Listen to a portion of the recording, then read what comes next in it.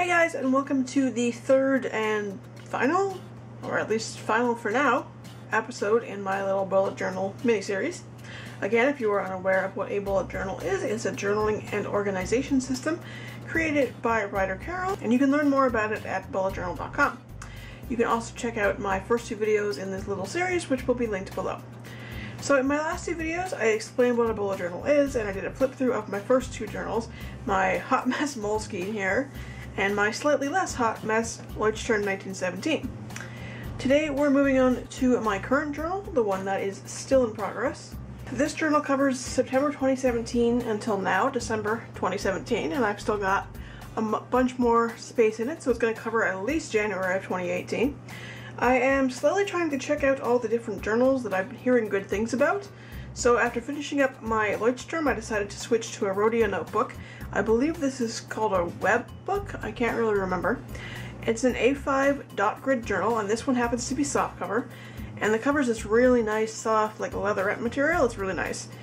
And I know I said that I didn't like the softcover on the Moleskine, and I didn't, but at the time when I ordered this, the softcover Rhodias were on sale, and the hardcovers were either not on sale or it was on sale, but they were sold out. So I went with the soft cover because I wanted to give it a try, and I do find that this cover is a bit sturdier than the Moleskine cover as well. There are some things that I do really like about this journal. I love the color of the cover, and the paper inside is very smooth. It's also got a slightly heavier weight than the Leuchtturm, so there's slightly less bleeding and ghosting, although not by much. This journal also lies flat like the Leuchtturm. On the downside, the Rhodia is similar to the Moleskine in that it has no pre-printed index or page numbers, and it only has one bookmark. They're not deal breakers, but they're kind of annoying when you've gotten used to using a Leuchtturm.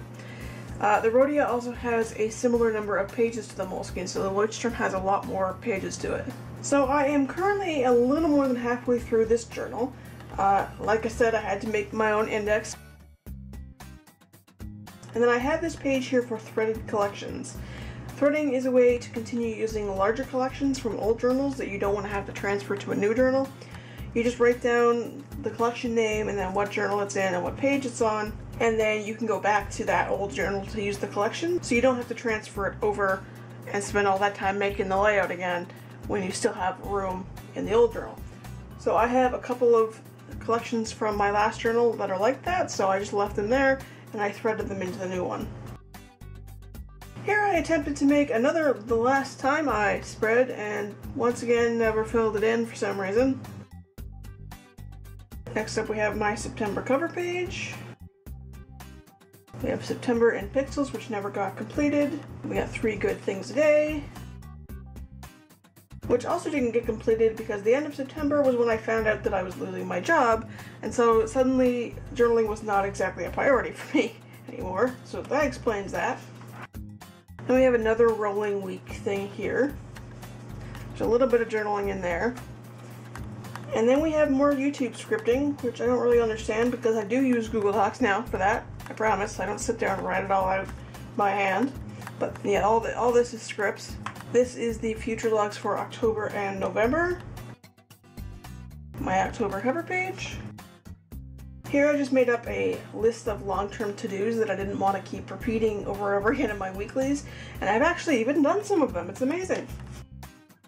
And then I didn't start doing true daily entries until the end of October because that's when I kind of picked back up with my journal again because I was trying to sort out all the chaos in my life.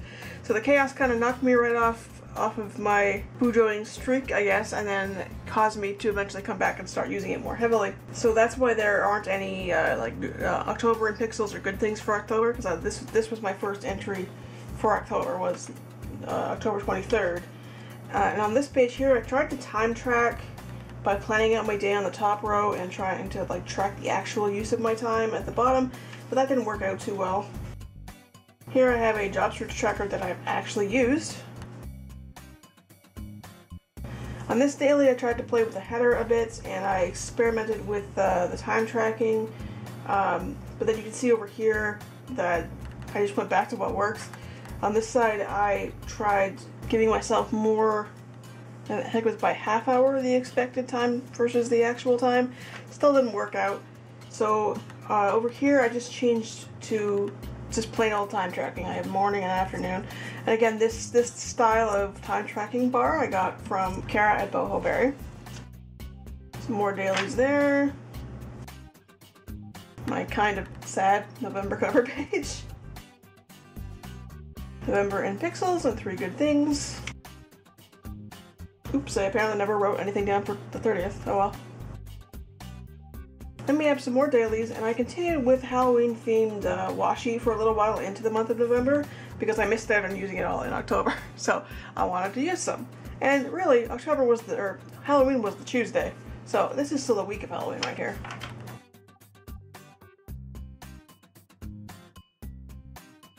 This is my revamped YouTube tracker slash vlog slash to-do list thing.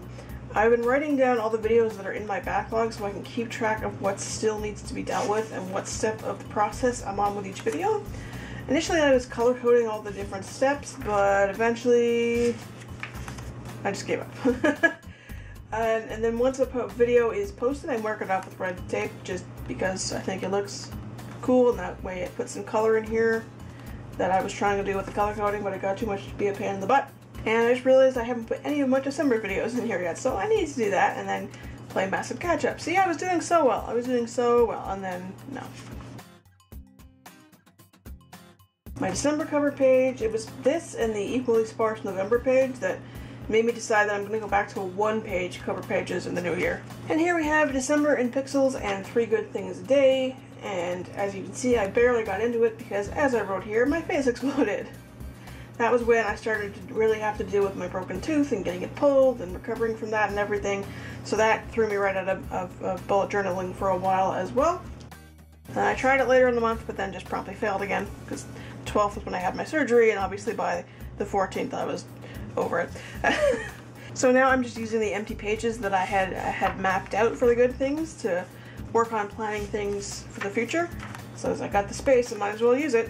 This is my one and only daily for December, and you can see that I didn't even get around to tracking my time or anything. That's actually the day I got diagnosed with a broken tooth. So yeah, that's pretty much all the December that was in my journal.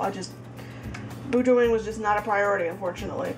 But that said, I have started to prep for the new year and do some planning, and I have some more here. I've just been, kind of working on getting ready, and then we end off right here. So I still have, it's like that much left in the book.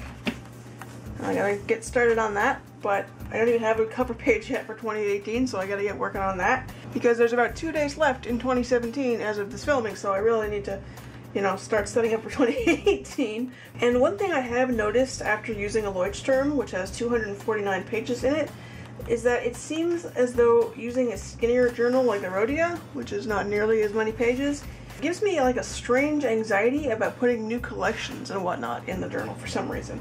It's like I have a weird fear of using it up too fast. I don't know, but I had this weird anxiety about using it, which is partly why I haven't done too much setup yet. So I have already ordered my next journal in hopes that I can relax and use my current journal the way it's supposed to be. I was hoping to get a Scribbles That Matter the next time around because that's the other really popular one that's very, very similar to a Leuchtturm. But since I'm unemployed, I also wanted to grab what was cheapest. And the Leuchtturms were on sale at Chapters for Boxing Day, so I'm getting another one of the Leuchtturms.